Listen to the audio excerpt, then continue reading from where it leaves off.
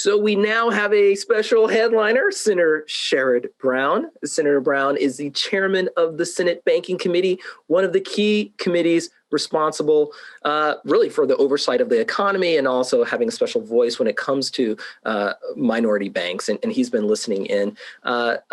Senator Brown, thank you again for all of your important work and joining in on our conversations. Thank you. The floor is yours. Thank you very much, Professor Brummer. And there's nobody that I can think of in the last few years that has fought for a different look to the federal government and the financial services sector than Chris Brummer. Professor Brummer talks regularly to my office. He pays a lot of attention. He raises questions. He raises alarm bells. He's willing to embarrass people in a good way, people who need embarrassing, to make sure that the banking community and the banking committee and the banking regulatory agencies look more like America. His work and my work are not even close to being finished, but a lot of progress, and I'm so appreciative. I've got to turn off this session just came back on. Let me turn this off. I'm sorry. It's either that or listen to John Cornyn while I'm trying to talk to all of you. So thank you. And Brookings Institution, thank you. And Georgetown Law and the Black Economic Alliance. I didn't get to hear a lot because I just came back from a caucus meeting, a lot from Mr. Smith and Mr. Rogers, but Mr. Smith's exactly right about making sure that $12 billion is invested in what it needs. That's clearly congressional intent here.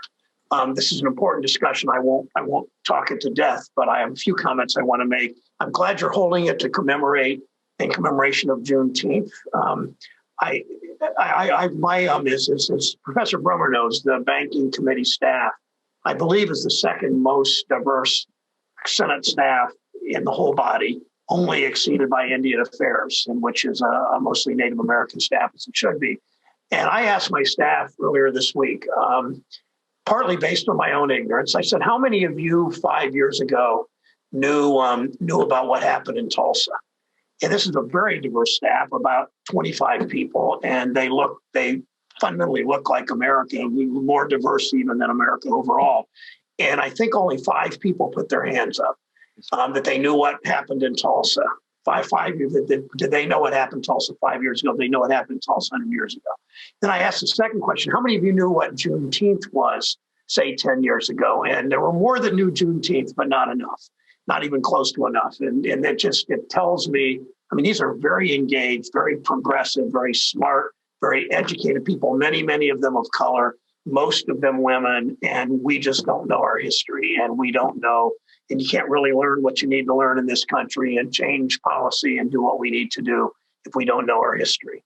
You know, as Mr. Rogers and Mr. Smith pointed out, you know that for a century, Black and brown banks have served as pillars in their community, overcoming the baked-in racism, the structural racism that came from the Black codes to Jim Crow to redlining to the Trump administration locking in some of these discriminatory rules.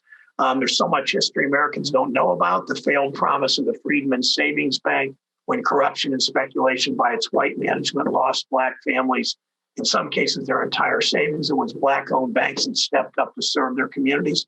1903, I think most of you know the story of Maggie Walker. The daughter of a former slave became the first Black woman to own a bank. There's a statue of her in the former capital of the Confederacy. They are doing better. We all need to do better. Over the years, the St. Luke Penny Savings helped hundreds of people buy homes, have a safe place to put their money. In 2010, the bank she originally founded became one of the many victims of the financial crisis. Think of that. Once again, risky bets and speculative investments wiped away generations of wealth from communities of color. That's the legacy we all together have to overcome. We can't change our history, but we can build a better future where the financial system builds wealth for everyone, not just the wealthiest, whitest, tiny sliver of the economy. I became the chair of this committee in February. I've been on this committee for a number of years. The committee is called the Banking, Housing, and Urban Affairs Committee. But you know what? This committee, people around the Senate, senators, staff people, the media, just call this committee the Banking Committee. Well, that was then, starting in February, the Senate Banking Committee, which has always been mostly about Wall Street, not much about housing, and damn little about urban affairs. The Banking, Housing, and Urban Affairs Committee, I never refer to it as Senate Banking. I call it Senate Banking and Housing or Senate Housing and Banking, because we want to give power and voice to those who have been denied a place in the economy. And that means making sure that everyone can participate in an increasingly digital economy. And we know for too long, our economy hasn't worked for most people. Profits are up, stock prices have soared, executive compensation is stratospheric, but workers' wages have remained flat. For Black and brown workers and for women, hard work has never paid off. For most Black and brown workers, hard work has never paid off like it should. Black and brown workers, farmers, families, businesses have faced decades of discrimination, including lending discrimination, and the racial homeownership gap has barely budged since Senator Romney's father was nominated by Richard Nixon in 1969. After Dr. King's assassination, that week, the Fair Housing Bill finally passed. 3 years and 4 years after civil rights and voting rights finally passed, Black home ownership percentages have barely risen in these 53 years. These same disparities exist when it comes to technology. In our digital economy, the biggest Wall Street banks spend billions on new technology. Meanwhile, they fail to invest in communities of color where the profit margins simply aren't as high. They merge, they consolidate, they leave communities without bank branches. And we know what happens disproportionately in minority neighborhoods. At the end of last month, we brought the CEOs. My committee had a hearing on this with the CEOs of the 6 biggest banks. First time all of these Wall Street banks have ever been held accountable in a hearing like this. They talked about investments they've made in minority depository institutions, but those investments were just a tiny fraction of what they spend on stock buybacks alone. They clearly need to do more. We need to do more to limit these banks' size and power so that Black and brown banks can compete and get a stronger foothold in the economy. We need more Black and brown banks, not fewer banks that are actually in people's neighborhoods and understand their lives. My wife and I live in Cleveland, Ohio, zip code 44105. Our zip code had more foreclosures in the first half of 2007 than any zip code in the United States, and I still see what's left behind. Older homes foreclosed on, lead in the paint, in some cases contaminants from a nearby foundry in the dirt that children play in the front yard. But we understand the importance now of minority depository institutions. They can serve and lend in their communities, unlike the big banks. MDI banks and credit unions are the ones making the smaller dollar loans, thousands of dollars, not millions. It might be a $60,000 home. There are many of those in Cleveland that they need renovation. People can't borrow the money don't have the money for the down payment. In many cases, people pay less in their monthly mortgage payment than they now pay in rent. But there's not the profit in these communities to do those kinds of constructive things. That's the importance. It's why we work to get the $12 billion in funding Mr. Smith talked about in the appropriations bill to the CDFI fund and the emergency capital investment program. Now is the time to innovate so that Black and brown banks can compete in the digital economy. One way we get people in the doors of small banks and credit unions, including, but not only, minority depository institutions, is through my Banking for All Act. It would create no-fee bank accounts available to every American in a post office or a small bank or a credit union backed by the Federal Reserve. A quarter of Americans run banks. You know it costs more to be poor in this country. The check cashing fees, the payday lenders you're forced to go to.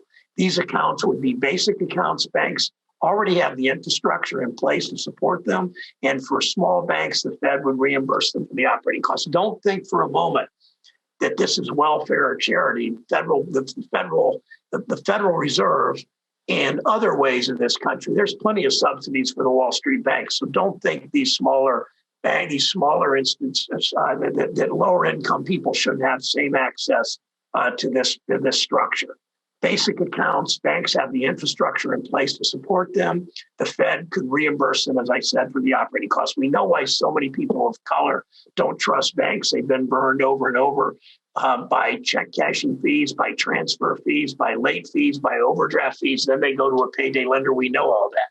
These no-fee accounts would show more Americans how putting their money in the bank can give them more power over their money And I want MDIs to be part of that solution. It would mean fewer people feel like they need to turn to shady fintech apps in Silicon Valley innovations, they like to say. They can be just as abusive as big bank fees, but with fewer rules and oversight. We hear promises about how tech companies can help low-paid workers and communities of color through these new innovations. With all the hype over the last decade, it's hard to think of any revolutionary products or services that have helped the people whom they say they're going to help. I see Congresswoman Waters on the screen. She's had hearings. She's been at this for years, and as chair of that committee for years now, not enough years, it will be more years, chair of that committee, she's making that fight. We need to make sure that Black and brown banks have the ability to use the technology to grow their businesses. Finally, I'll close with this. We will work to increase diversity in the banking system, including among the regulators. I mentioned that at the outset with what Professor Brummer is doing. You have my commitment. You don't need it from Maxine. She's already delivered on this and been making this fight. If we're going to fight the inequality in our banking system, we need to make sure that regulators look more like some others on their screen than they look like me, and how important that is. I'll close with this real quick story. Every year, we've made it a Senate tradition. I invite 3 Republicans and 3 Democrats to join me on the floor, and we read from beginning to end Dr. King's letter from the Birmingham jail in 1963. Most of you have read it on this call. I urge you to read it again. Dr. King, if you remember, was admonishing the white moderate ministers who said, Dr. King, be patient. We're for civil rights. We're for voting rights. We're for equality, but be patient. We've got to do this right. And Dr. King, he had been patient. In the Black community, been patient long enough. And in the middle of this letter that I get to help read on the Senate floor is my favorite Dr. King quote, where he writes, progress never rolls in on wheels of inevitability. Progress never rolls in on wheels of inevitability. You know that it rolls in because leaders like you, because people like Chair Waters, because people like Professor Brummer and Mr. Rogers and Mr. Smith, and so many of you that are making this fight. That's how progress rolls in. We need to continue this fight.